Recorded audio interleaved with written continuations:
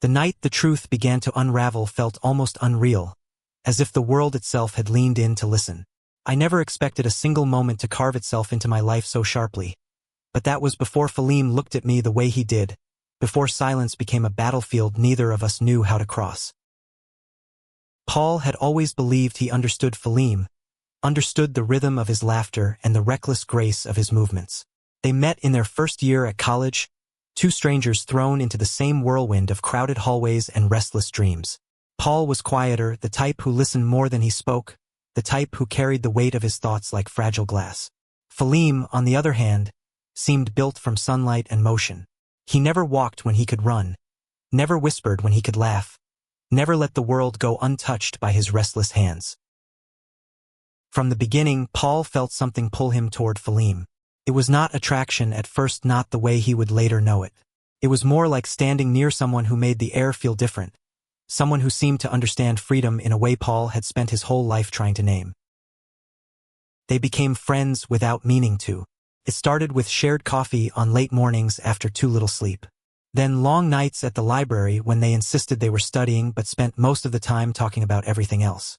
And sometimes, when the world grew quiet, Paul caught Falim looking at him with an expression he could not decipher. He imagined it meant something. He tried not to, but he did. For months their friendship felt balanced on the edge of something unspoken. Paul learned the way Falim tapped his fingers when he was nervous and the way his voice softened when he was sincere. He learned the difference between Falim's forced smile and the one that came from deep inside him. He learned that the boy who seemed fearless on the outside carried storms no one else bothered to see. But he also learned something colder, something that crept in slowly and stayed. Falim had a habit of disappearing. Not physically. He would still show up to class, still sit beside Paul at the cafeteria, still laugh in that bright way that made people look up just to feel included in the sound. But sometimes, without warning, Falim would go distant. He would avoid Paul's eyes, ignore his messages, pretend not to hear him in a crowded room. It was like watching a door close, slowly at first, then all at once. Paul tried to understand. He convinced himself he was imagining things. He told himself Falim was busy or stressed or tired. But it happened too often to ignore, and each time it cut deeper. One afternoon, after 3 days of silence from Falim, Paul found him in the campus courtyard. The sky stretched pale and cloudless above them, as if even the weather was holding its breath. Falim sat on a low stone ledge, surrounded by friends, laughter pouring from him so easily it hurt to watch. Paul walked toward him, each step weighted, his hands cold despite the warm air. He had rehearsed a dozen versions of what he wanted to say, but the moment Falim looked at him, everything inside him pressed into stillness. Not because of what he saw, but because of what he did not. Falim did not smile. He did not acknowledge him. He simply looked past him as if Paul were a stranger passing by. Paul felt something inside him collapse. He swallowed hard, trying to ignore the sting behind his eyes. He had promised himself he would not make a scene. But he also knew he could not keep walking in circles around someone who kept pretending not to see him. He turned away before Falim could watch him break. That night, Paul stayed in his dorm room long after his roommate had left. The silence felt larger than the space itself, pressing into every corner. He tried to read, tried to study, tried to sleep, but the weight in his chest only grew heavier. Why did Falim do this? Why did he pull him close only to push him away? Why did he smile at him like he meant it, then ignore him like he never had? Paul did not realize he was crying until a tear hit the back of his hand. He wiped it quickly as if trying to erase it, but more followed.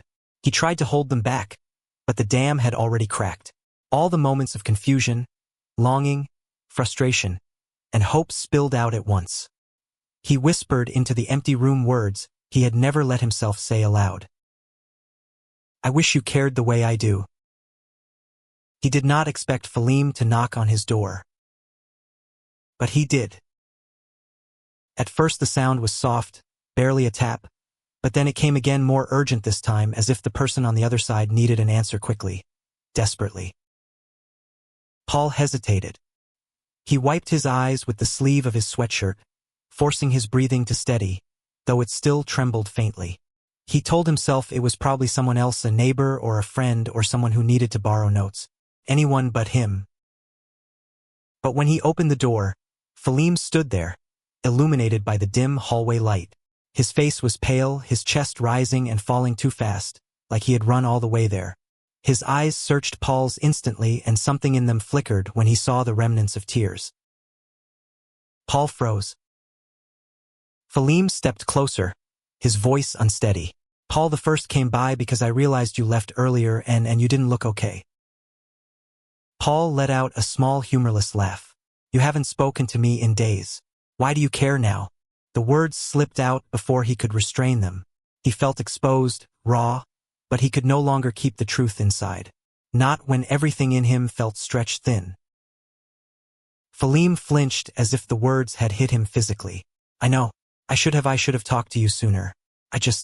He stopped, uncertain, frustrated with himself. Just what Paul pushed, his voice cracking. You disappear whenever you want. You shut me out without warning. You act like everything is fine and then pretend you barely know me. Do you have any idea what that feels like? Falim looked at him with an expression Paul had never seen before, a mix of fear and something deeper, something fragile. I do, he whispered. Paul did not expect that answer. Falim took a shaky breath. I know what it feels like because I do it to protect myself. Because when I am close to you, it's scary. Because when you look at me, I feel things I don't know how to handle. Because you matter to me more than anyone else, and I don't know what to do with that. The hallway grew impossibly still. Paul stared at him, heart pounding so hard he could hear it. Falim stepped even closer, his voice trembling. When I saw your tears just now, something in me broke. I didn't know I was capable of hurting you like that. I never wanted to not you. Paul felt another tear slip down his cheek. This time he did not hide it. Then why, Falim, why push me away if you felt anything at all? Because feeling something for you means I could lose you, Falim said softly, and that terrifies me more than anything.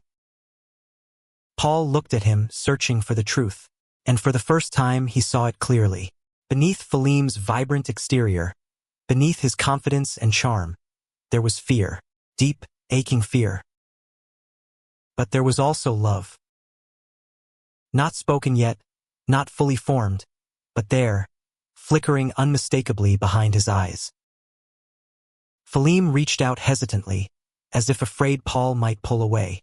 His fingers brushed Paul's cheek, wiping the tear there with a tenderness that made Paul's breath catch. I'm done hiding, he whispered, not from you. The words hung between them, fragile but real. Paul closed his eyes for a moment, letting the weight of everything settle. When he opened them again, his voice was softer. Then stop running. If you care, show me. If you want me in your life, let me be in it without walls. I can't keep chasing a version of you that never stays. Falim's voice cracked. I don't want you to chase me. I want to walk beside you. I just need you to believe I can try. Paul held his gaze. Then try. What happened next was not dramatic. It was small, quiet, but it shifted the air around them. Falim stepped forward and rested his forehead against Paul's. Their breaths mingled, warm and unsteady. Paul felt the world soften, as if finally, after months of uncertainty, they were standing on the same side of the same truth. Neither of them spoke. They did not need to. The silence, for once, was not a wall but a bridge. For the first time, Paul allowed himself to hope. For the first time, Falim allowed himself to stay. Falim didn't leave Paul's doorway that night. Not immediately, not even when the hallway lights flickered once, warning that the automatic power-saving cycle was kicking in. He stood there as if anchored in place by something deeper than fear, something that finally felt stronger than the urge to run. Paul stepped back gently, opening the door wider. Do you want to come in? Falim nodded, though the motion was small, uncertain. When he walked inside, Paul noticed how tense his shoulders were, how carefully he held himself, as if one wrong move might shatter whatever fragile truth lay between them. The room was dim, lit only by the desk lamp Paul had forgotten to switch off. Shadows stretched quietly across the floor. It made the space feel more intimate, the air thicker. Falim sat at the edge of the bed, hands clasped so tightly his knuckles turned pale. Paul sat beside him but left just enough space so Falim wouldn't feel cornered. For a moment neither spoke. Then Falim exhaled shakily. I didn't plan to come here tonight. I kept telling myself to stay away, to let things cool down. But when I saw your face earlier, when I saw you were hurting because of me, he swallowed hard. Something inside me snapped. Couldn't ignore it. I didn't want to. Paul stared at his hands, the quiet in the room humming like a held breath. Why didn't you talk to me before? Why wait until now? Falim rubbed the back of his neck. Because I was scared. And because I didn't want to face what it would mean if I said any of this out loud. Paul looked up slowly. Mean what? Falim met his eyes then with a vulnerability Paul had never seen from him, not in all the chaotic brightness that made him who he was. I care about you more than I know how to handle, Paul. More than I've let myself feel for anyone. The words landed not like a confession but like a release. Paul felt his heartbeat thud once, deep and aching. He wanted to believe every syllable. He wanted to trust it. But months of confusion, of mixed signals and half-closed doors, made him cautious. Then why make me feel unwanted? Why ignore me like I was nothing? Falim winced. I never wanted you to feel that way, ever. But sometimes, when you looked at me it felt like you could see right through me. Like you could see everything I was trying to hide. And I panicked. Paul softened a little despite himself. What were you trying to hide? Falim's voice dropped to almost a whisper. That I wanted more. That I wanted you. And wanting you terrified me. Paul's breath caught. He hadn't expected that answer. Not in those words. Falim leaned forward, elbows on his knees, fingers gripping tightly. I thought if I pulled away, the feeling would go away too. I thought distancing myself was safer. But every time I ignored your messages or avoided your eyes, I felt like I was cutting off my own air. He looked at Paul then with something raw and unguarded. I've been hurting myself trying not to hurt you. Paul felt something inside him break open, another fault line in the long landscape of everything they hadn't said. He reached out and placed a hand cautiously over Falim's. Then stop doing that. Stop hurting both of us. A faint laugh escaped Falim, breathless and almost disbelieving. I'm trying. I want to try. I want to stop running. Paul squeezed his hand lightly. Then talk to me. Let me in. Tell me the truth. Not just tonight but always. Falim nodded. Eyes shimmering with emotion, he was clearly fighting to keep steady. I will. Promise. Paul wasn't sure what possessed him then, whether it was courage, hope, or exhaustion from everything that had led them to this point, but he shifted closer until their shoulders brushed. The contact sent a small shiver down Falim's spine. You don't have to have everything figured out right now, Paul said softly, but don't shut me out. Not when you feel scared. Not when you feel too much. Come to me. Let me be here with you. Falim turned to him fully then, and something in his expression cracked wide open. The walls he'd built for so long splintered, letting the truth show through. I want to, he whispered, more than you know. Paul gave a small, reassuring smile. Then start now. Tell me what you're feeling. All of it. Falim inhaled deeply, and for the first time he let the truth spill without hesitation. I'm falling for you, Paul. I've been falling for months, and I didn't know what to do with it. I still don't entirely, but I don't want to lose you. I don't want to keep pretending I don't feel anything. The room grew still again, but it was a different kind of stillness, warm, expectant, trembling with possibility. Paul felt a heat rise in his chest, not panic but something gentler. He reached up and brushed a strand of hair from Falim's forehead, marveling at how quiet the world felt in that moment. You don't need to be perfect, Falim. You just need to show up. Like this. Falim's breath hitched. I'm trying. You're doing better than you think. They stayed like that for a long moment, suspended in a soft silence that felt more healing than any words could offer. Eventually, Falim's voice broke the quiet. Can I stay here for a bit? I don't want to be alone tonight. Paul felt his heart soften further. Yeah, of course. Falim let out a breath of relief, the tension leaving his shoulders in waves. He shifted slightly and leaned his head against Paul's shoulder. It was a cautious gesture, hesitant but genuine, like someone stepping into warmth after standing in the cold for too long. Paul didn't move away. Instead, he angled closer, letting their bodies fall into a quiet, imperfect fit. They sat like that until the world outside grew darker and the lamp's glow grew softer. Falim spoke first.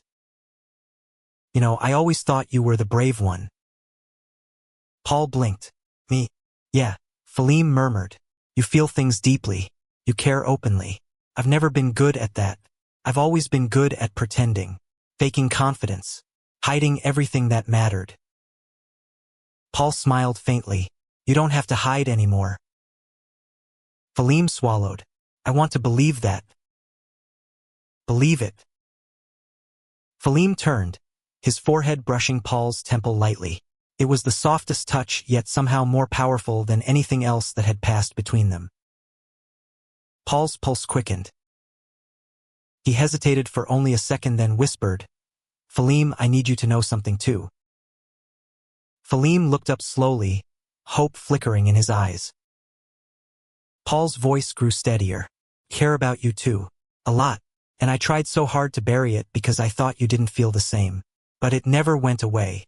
Not once. Falim's breath trembled. So it's not just me. No, Paul whispered. It's not just you. A small, fragile smile broke across Falim's face. It was the kind of smile that came from relief, from being seen, from finally being allowed to want something without shame. Paul felt his chest warm at the sight. For a moment, that was enough. But then the past nudged back into view, the hurt, the silence, the emotional distance. Paul spoke gently, cautiously. But we need to be honest with each other. Okay, we need to talk when things get hard, not run. Otherwise, this won't work. Falim nodded immediately. I know, and I mean it this time, Paul. I'm done running. Promise. Promise. Paul closed his eyes briefly, letting the promise settle between them like a slow-setting stone foundation forming under their feet. When he opened them again, he found Falim looking at him with a softness he had never seen. Can I tell you something else? Falim asked. Anything. When you walked away today, I felt like the whole world tilted. I didn't realize how much I needed you until I saw what losing you looked like. Paul felt the words hit him in a place that had gone numb for too long. I wasn't going to leave, Falim. I just couldn't keep hurting like that. I know, and I'm sorry, truly, for all of it. Paul let the apology sink into the bruised corners of his heart. It didn't fix everything, but it was a start. Sometimes healing began not with solutions but with sincerity. After a long moment, Paul whispered, Come here. Falim shifted slightly, unsure. Paul opened his arms. Falim hesitated for a fraction of a second, then stepped willingly into the space offered to him, resting his head against Paul's chest. His arms wrapped around him with a kind of quiet desperation, as though holding Paul grounded him. Paul held him back, firm and steady. It was the first time they had embraced like this. Not accidental, not brief or casual. It was deliberate, vulnerable, necessary. Falim's voice came out muffled against Paul's shirt. I didn't know I needed this until now. Paul stroked a hand slowly up and down Falim's back. Me neither. They stayed like that for what felt like hours. At some point Falim shifted slightly, lifting his head from Paul's chest. His eyes looked tired but lighter, as if some inner storm had finally begun to calm. Can I ask you something, Paul? Yeah. Why me? Why care about me after everything I put you through? Paul looked at him, reaching up to brush his thumb gently along Falim's cheekbone. Because I see you, the real you, even when you try to hide. And that version of you, the scared one, the hopeful one, the one trying so hard he's worth caring about. Falim blinked hard. No one has ever said anything like that to me. They should have. Falim gave a small, breathy laugh. You make it sound so simple. Maybe it is. Paul leaned forward slightly, close enough that he could feel the warmth of Falim's breath on his skin. Their noses nearly brushed. The space between them crackled with something new and electric and inevitable. But Paul didn't rush. Instead he whispered, if we do this, we do it slow. No more disappearing. No more fear controlling everything. Falim swallowed, nodding softly. Slow sounds good. Slow means I get to stay. Paul's chest tightened. Then stay. The words hung there, delicate as glass but twice as precious.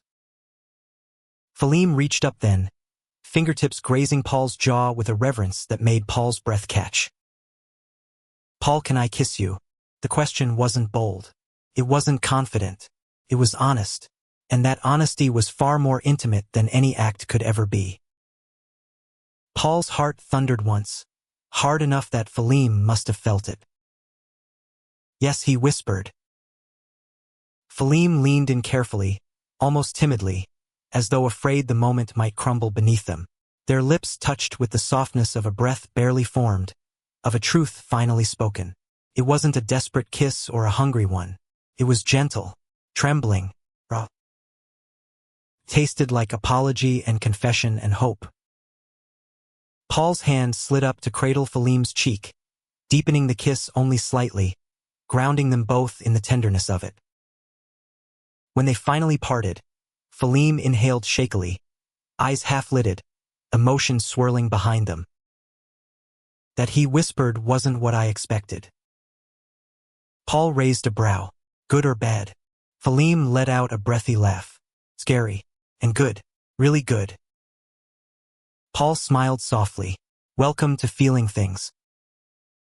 Falim nudged him with his shoulder, mock annoyed. Don't make fun of me. I'm not. I'm proud of you.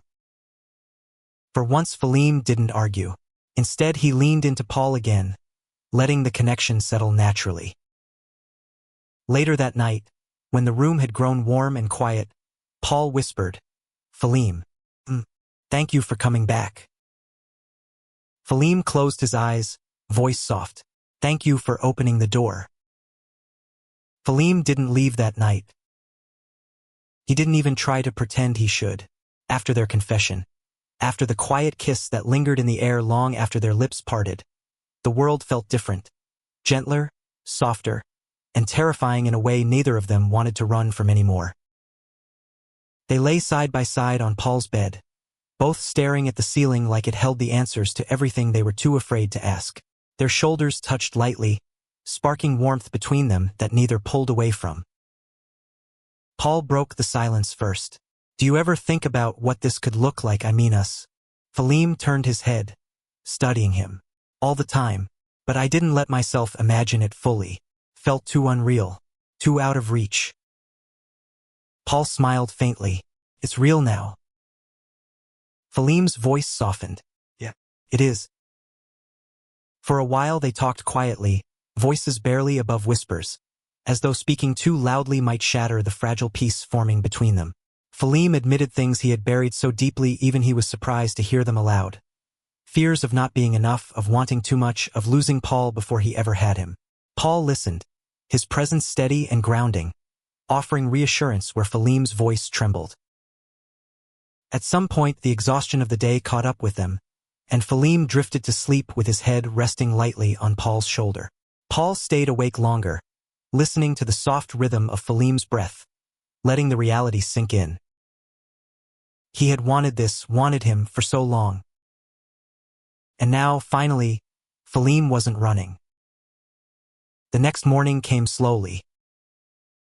Dawn filtered through the thin curtains, painting soft gold across the room. Paul woke first, blinking sleep from his eyes. Falim was still there, curled against his side. His hair mussed and his face peaceful in a way Paul rarely got to see. Without the weight of fear or pretense. He looked almost boyish, tender, vulnerable, real. Paul allowed himself a moment to memorize it. But then Falim stirred, eyelashes fluttering before his eyes opened. The first thing he saw was Paul. Instead of panic, like Paul half feared, Falim's expression softened into the smallest but most genuine smile. "Morning," he said, voice husky with sleep. "Morning," Paul whispered back. Falim sat up slowly, rubbing his eyes. "I didn't mean to fall asleep on you." "I didn't mind." Falim glanced down, a faint blush rising to his cheeks. "I really didn't want to leave last night." "Good, because I didn't want you to." Falim breathed out a quiet laugh, warm and real. "God, Paul, last night felt like the first time I didn't lie to myself." Paul touched his arm gently. "Then don't go back to lying." Falim nodded. "I won't. Promise."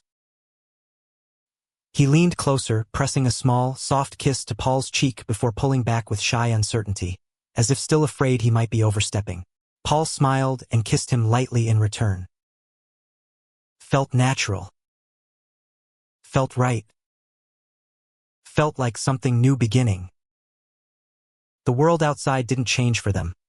Classes still happened, assignments still piled up, life kept moving, but everything between them shifted subtly, beautifully. They didn't label anything yet. They didn't rush. They walked together in a quiet, steady rhythm, building something real from the pieces they'd held back for so long. Yet change came with challenges. Falim wasn't used to being vulnerable. He caught himself falling into old patterns, pulling away emotionally when he felt overwhelmed, going quiet when fear crept in. But each time he caught himself, he tried again.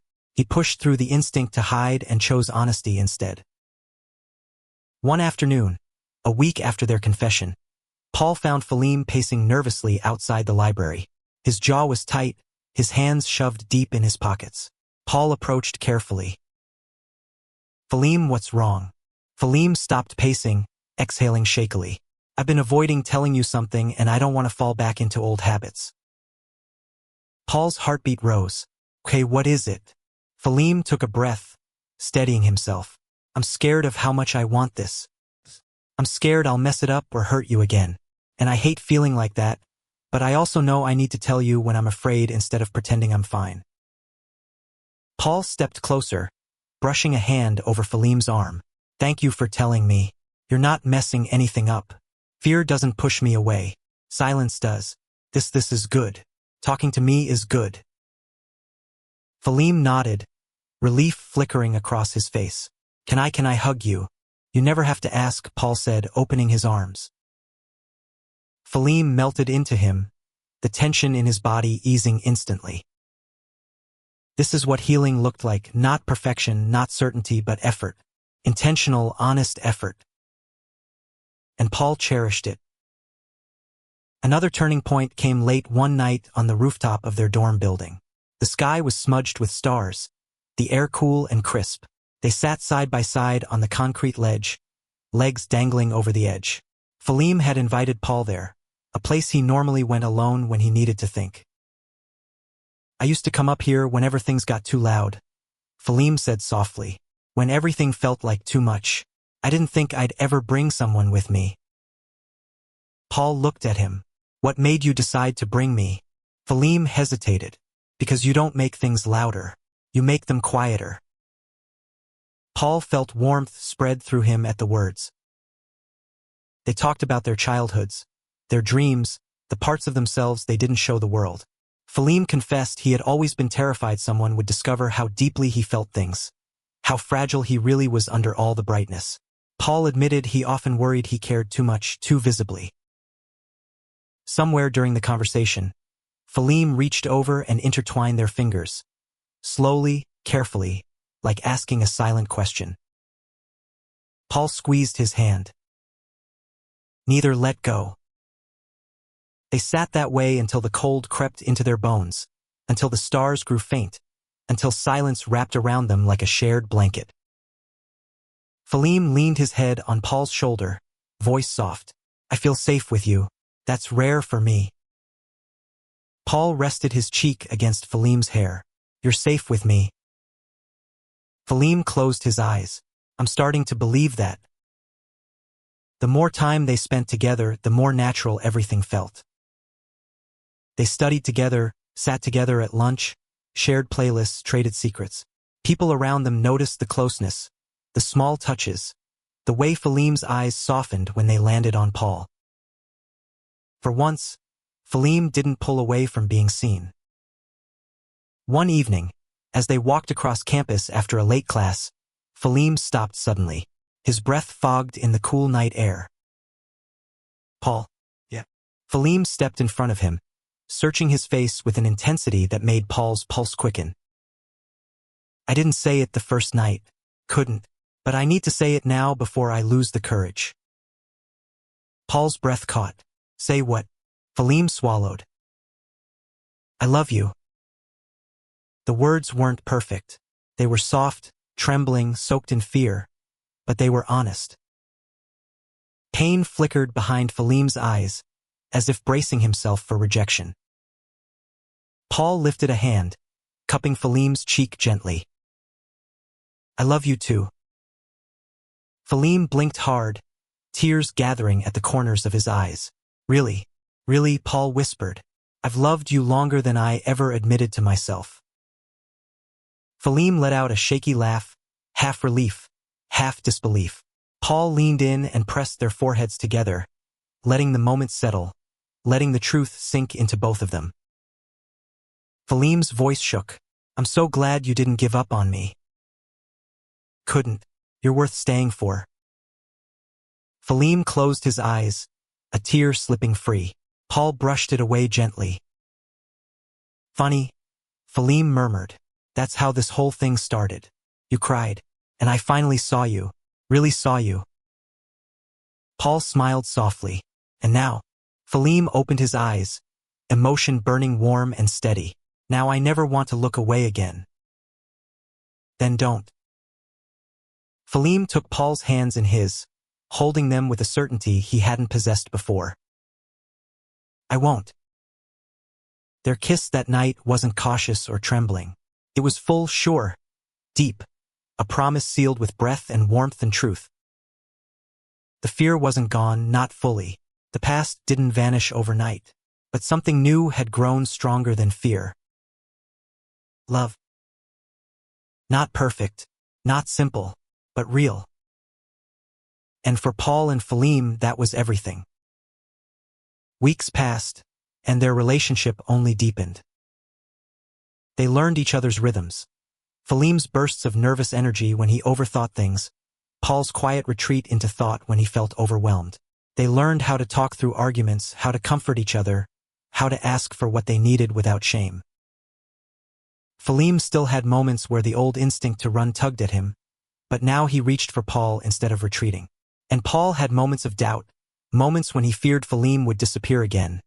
But now he voiced them, trusting Falim to stay. One night, after a small argument about something trivial, timing, plans, miscommunication, they sat together on Paul's bed, both drained but determined. Falim spoke first.